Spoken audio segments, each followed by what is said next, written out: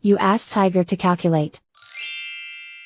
This deals with linear inequalities with one unknown. The final result is x greater than 10. Let's solve it step by step. Group all constants on the right side of the inequality. Add 15 to both sides.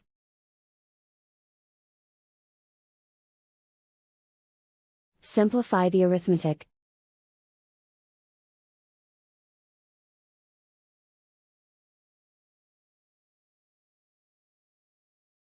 Isolate the x.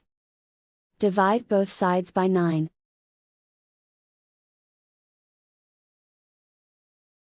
Simplify the fraction.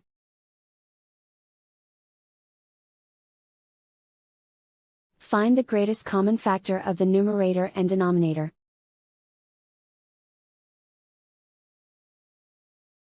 Factor out and cancel the greatest common factor.